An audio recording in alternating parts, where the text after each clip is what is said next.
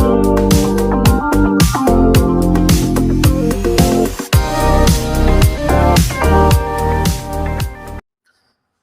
semua, salam sejahtera Malaysia, tuan-tuan dan puan yang amat dihormati semua. Pilihan raya kecil DUN Pelangai yang akan diadakan pada 7 Oktober pada Sabtu menarik perhatian ramai orang. Nah, sudah pasti PN PAS bercita-cita besar untuk menang di kerusi DUN Pelangai yang kita memang tahu adalah kubu kuat Barisan Nasional UMNO. Saudara-saudara, kita juga mengetahui sebelum ini di mana terdapat calon dari PAS kalau tak silap yang pernah bertanding di situ namun hanya mendapat undi yang agak kurang memuaskan. Nah, pilihannya kecil DUN Pelangai sudah pasti menjadi perhatian ramai orang. Untuk Perikatan Nasional, untuk PAS, adakah gelombang hijau ataupun mungkin gelombang biru tua akan tersebar di DUN Pelangai hari Sabtu? Saudara-saudara yang amat dihormati semua, terdapat beberapa sumber mengatakan ceramah ataupun kampanye Perikatan Nasional untuk pilihan raya kecil DUN Pelangai dikatakan kurang sambutan. Nah, adakah itu menjadi petanda bahwa sekali lagi Barisan Nasional akan terus melebarkan kekuatan, terus mengekalkan kukuhnya kepimpinan Barisan Nasional di DUN Pelangai? Seperti yang kita tahu, 3 calon akan bertanding dari Perikatan Nasional, yaitu Cegu Kasim dan juga Barisan Nasional Datuk Amizar Abu Adam dan juga seorang lagi calon bebas Hasli Helmi. Nah, terdapat kenyataan dari Taqiyuddin Hasan juga sebelum ini di mana terdapat maklumat bahwa kepada penyokong calon bebas Hasli Helmi, beliau sendiri menyeru pengundi-pengundi dan penyokongnya untuk menyokong calon Perikatan Nasional. Saya melihat itu adalah satu perkara yang sebagai pemerhati politik, satu perkara ini hanya pendapat secara pribadi. Satu perkara yang agak bukan menjengkelkan, tetapi agak terdapat kecurigaan saya rasa di situ. Susah-susah menjadi calon, nak bertanding, tetapi menyeru pengundi dan penyokong menyokong calon lain pula. Nah, tuan-tuan dan puan, kalau kita ikut, adakah penyokong dari pengundi bebas, calon bebas yaitu Hasli Helmi terlalu ramai sehingga mampu memenangkan calon Perikatan Nasional? Dan adakah semua penyokong Hasli Helmi akan menyokong PN setelah melihat keyakinan Hasli Helmi sendiri pun tidak mahu menang di situ karena telah menyeru penyokongnya sendiri, pengundinya sendiri mengundi calon PN. Nah, itu satu dapatan saya melalui artikel. Dalam pada itu, saudara-saudara, saya juga ada membuat beberapa pemerhatian, beberapa penyelidikan. Ada juga bercerita dengan kawan-kawan pemerhati politik, dan ada juga melihat media. Kita juga mendengar ceramah dan kampanye untuk Perikatan Nasional di DUN pilihan raya kecil untuk Pelangai. Agak suram sambutannya. Saya membuat satu pemerhatian dari channel ini. Pilihan raya kecil DUN Pelangai 7 Oktober, siapa layak menang? Saya meletakkan 3 undian di sini.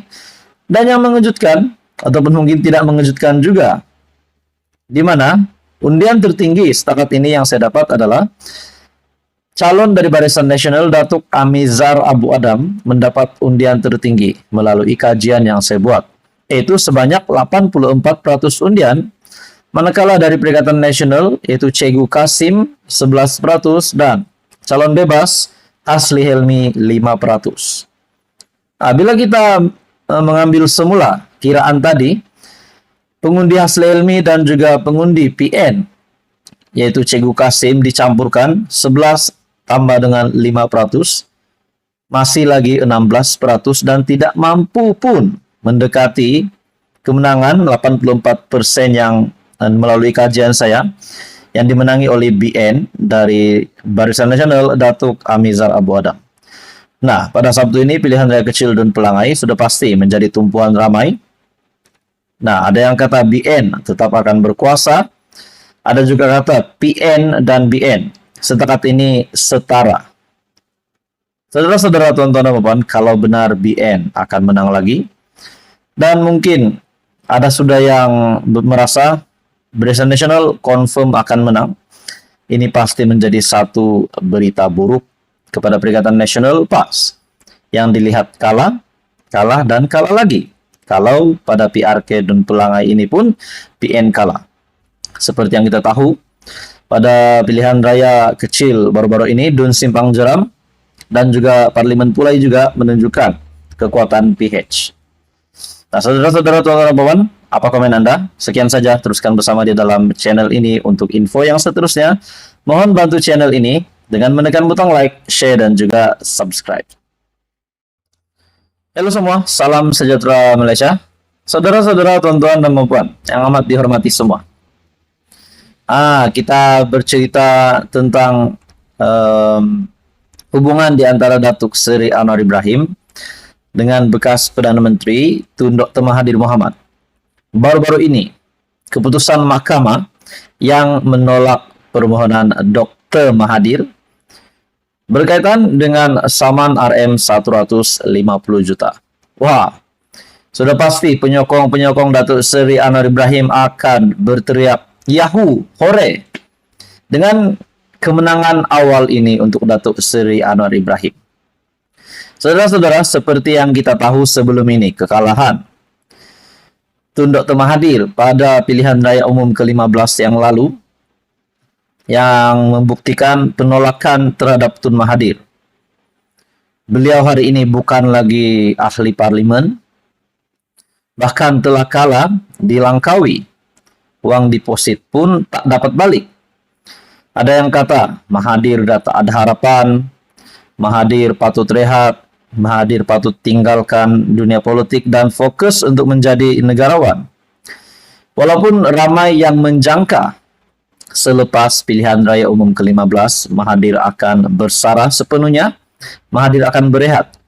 Namun tuan-tuan dan puan, Tun Dr. Mahathir masih mempunyai semangat sebagai seorang ahli politik. Bahkan hari ini beliau menjadi penasihat untuk PAS Perikatan Nasional bagi 4 negeri takbiran PAS PN. Tuan-tuan dan puan yang amat dihormati, kita tahu keputusan mahkamah yang menolak permohonan Dr. Mahathir, di mana Mahkamah Tinggi Shah Alam baru-baru ini telah menolak permohonan bekas Perdana Menteri Tun Dr. Mahathir yang mahu pengerusi Pakatan Harapan Perdana Menteri Datuk Seri Anwar Ibrahim mendedahkan sumber dokumen yang digunakan. Ini adalah berkaitan dengan dakwaan Datuk Seri Anwar Ibrahim bahawa Mahathir memperkayakan diri dan kronia. Pesuruhjaya Kehakiman Zahara Hussain yang menolak permohonan tersebut dalam saman fitnah RM150 juta yang difailkan oleh Mahathir terhadap Anwar. Nah, berkaitan dengan orang cakap Mahathir dah tak ada harapan. Bukan tak ada harapan. Bukan tak ada harapan berkaitan dengan kesehatan Tun Dr. Mahathir. Tetapi tak ada harapan lagi untuk beliau menjadi ahli parlimen. Mungkin beliau perlu tunggu 2027, yaitu pada pilihan raya umum ke-16. Kita juga mendapati sebelum ini maklumat bahawa kerajaan perpaduan akan kekal.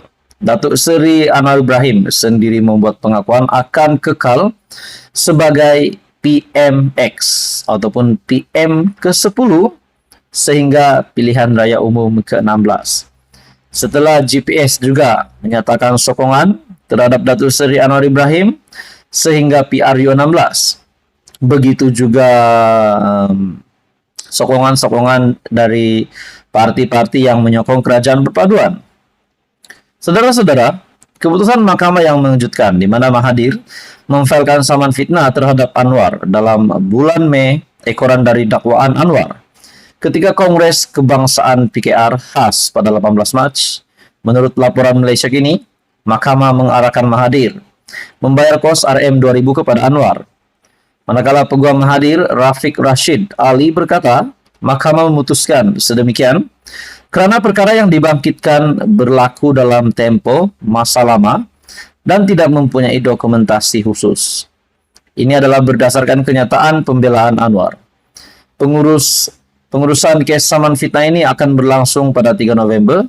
Dalam hujah pembelaan, Anwar merujuk kepada bantuan keuangan yang diberikan kepada anak-anak Mahathir dan juga amalan kronisme dan nepotisme sewaktu pentadbiran Mahathir selama 22 tahun. Nah, pernyataan Datuk Seri Anwar Ibrahim bahawa Mahathir memperkayakan diri dan kroni, dan akhirnya berkaitan dengan saman RM 150 juta pula, mahkamah menolak permohonan Dr. Mahathir. Nah, kalau dapat dibuktikan bersalah, adakah Tun Mahathir pula akan dikenakan tindakan undang-undang ataupun mungkin dikenakan tindakan undang-undang sehingga paling teruk yaitu dipenjara. Nah, semua itu kita tunggu keputusan seterusnya. Saudara-saudara, tuan-tuan dan puan, apa komen Anda? Sekian saja. Teruskan bersama di dalam channel ini untuk info yang seterusnya.